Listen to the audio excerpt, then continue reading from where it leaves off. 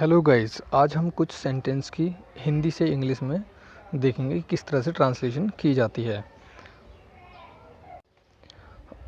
English आज के समय की सबसे बड़ी ज़रूरत है। आज हर काम इंग्लिश में किया जा रहा है। जितनी जल्दी आप ये बात समझ जाएंगे, उतनी ही जल्दी आपको फ़ायदा होगा।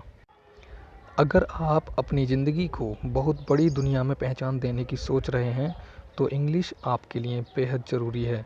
आइए जानते हैं हिंदी के कुछ वाक्यों को अंग्रेजी में कैसे बोलते हैं।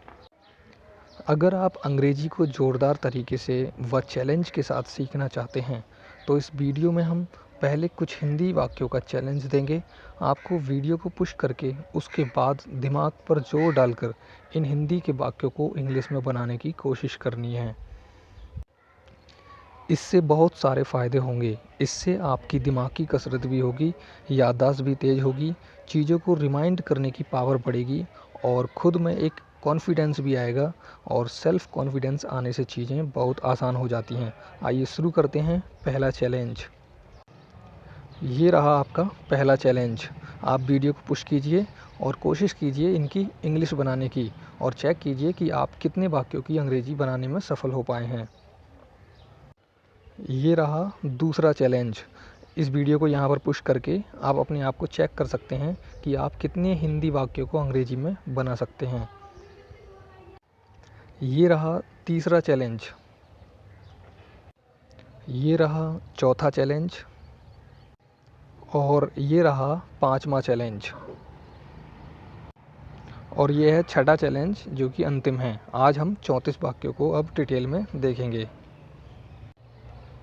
पहला वाक्य है क्या चल रहा है, what is going on, what is going on. दूसरा वाक्य है क्या पक रहा है, तो इसको बोलेंगे वॉट इज़ कुकिंग। इन दोनों वाक्यों में एक डिफरेंस मैं यहाँ पर बताना चाहूँगा। कई बार लोग बाग आपस में बात कर रहे होते हैं और कोई तीसरा व्यक्ति आकर के पूछ लेता है कि क्या पक रहा है भाई, आपस में कौन सी खिचड़ी पक रही है। मतलब वो बातों को पूछता है कि क्या बातें हो रही हैं, तो इसका मतलब है वो बोल रहा है आपसे व्हाट इज़ गोइंग ऑन। अगर उन्होंने हिंदी में बोल दिया कि क्या खिचड़ी पक रही है, तो इसका मतलब कुकिंग से नहीं है, वो जस्ट बातों से है। ऐसी कंडीशन में हम कहेंगे व्हाट इज़ गोइंग ऑन।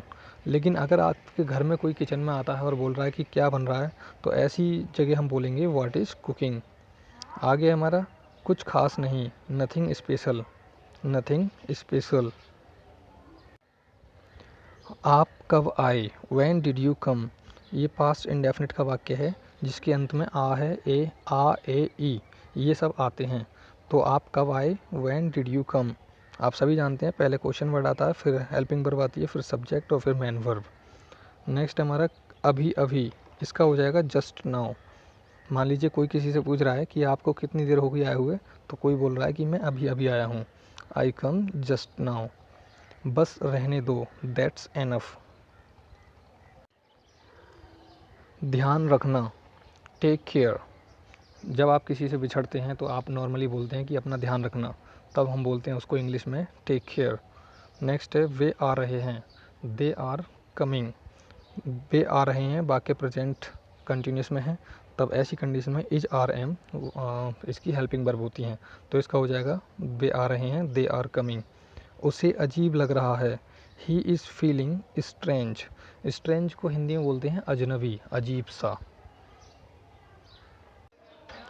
एक दो दिन में, इन ए डे और टू, इन ए डे और टू। मान लीजिए किसी ने पूछा कि आपका भाई कब आएगा, तब आपने बोला कि वो एक दो दिन में आएगा, he will come in a day और टू। आपने क्या आपने सुना, did you here, did you here. अभी तक नहीं, नॉट येट, नॉट येट।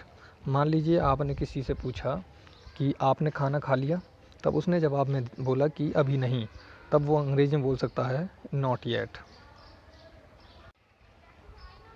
उसने क्या कहा, व्हाट ही सेड। देखिए स्पीकिंग में आप बोल सकते हैं व्हाट ही सेड। अगर हम ग्रामेटिकल बात करें तब व्हाट ही सेड की जगह आएगा व्हाट डिड ही से, व्हाट डिड ही से। लेकिन स्पीकिंग में चल जाता है व्हाट ही सेड। एक दो दिन में सब कुछ ठीक हो जाएगा, everything will be okay. Okay भी कह सकते हैं और फाइन भी कह सकते हैं। Everything will be fine in a day और टू। अभी थोड़ी देर पहले आपने देखा था इन ए डे और टू का मतलब होता है 1-2 दिन में। अब देख लीजिए यहाँ से आपको एक नई चीज़ मिल रही है कि 1-2 दिन में बोलते हैं इन ए डे और टू। अब पढ़ाई का क्या सिस्टम है, कोई चीज़ आपने पढ़ ली है और आपको कहीं भी यूज करना है तो आप उसको यूज करना शुरू कर सकते हैं। राम मुझे बता रहा था, बाकी पास्ट कंटिन्यूस का है तो वाज वर्ब वाला सेंटेंस है। Ram was telling me, Ram was telling me. कुछ नहीं, हमेशा की तरह, nothing as usual, nothing as usual.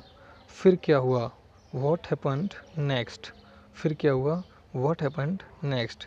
एक वक्त में, at a time, at a time. मान लीजिए आप किसी से कह रहे हैं कि कोई बंदा एक वक्त में एक ही रोटी खा सकता है, तो एक ही वक्त में जो हिंदी में आया है उसके लिए हम यूज करते हैं एट ए टाइम। उस समय, एट दैट टाइम। देखिए उस समय की बात हो रही है तो दैट टाइम, और इस समय की होती तो दिस टाइम होता। तो सीधी सी बात है, आपको पता होगा दिस का मतलब यह होता है और दैट का मतलब वह होता है या उस समय एट दैट टाइम। किसी भी क्षण, एट एनी मोमेंट।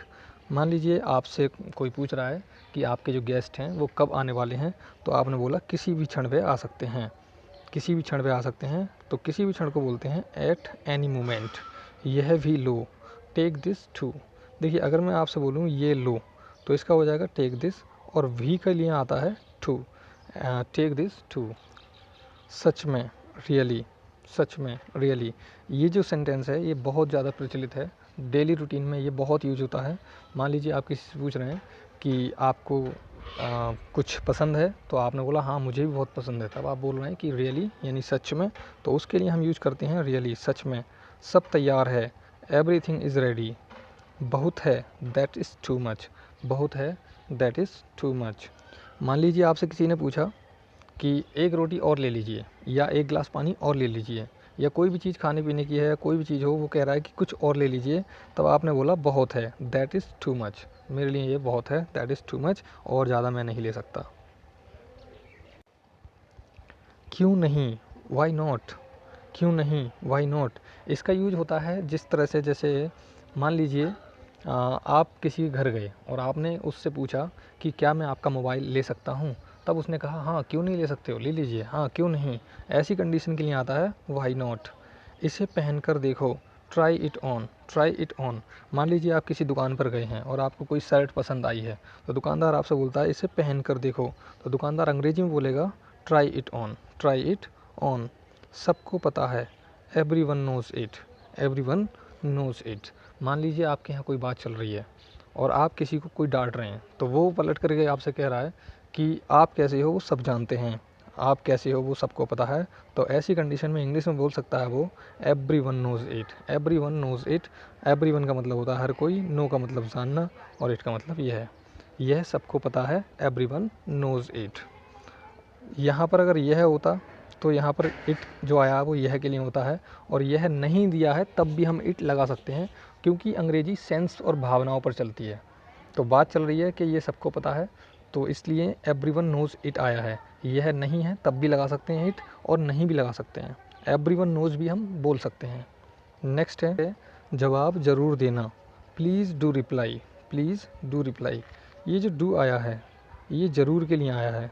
अगर वो कहता कि जवाब देना, जवाब दो, तब हम कह सकते थे प्लीज़ रिप्लाई, लेकिन ज़रूर के लिए हम डू लगाते हैं। मान लीजिए मैं एक वाक्य आपको बताता हूँ, राम स्कूल जाता है, Ram goes to school, Ram goes to school. अगर मैं कहूँ कि राम स्कूल ज़रूर जाता है, तब मैं यहाँ पर डज लगा सकता हूँ, Ram does go to school. तो क्या हुआ, वॉट, सो वॉट, तो क्या हुआ, सो वॉट।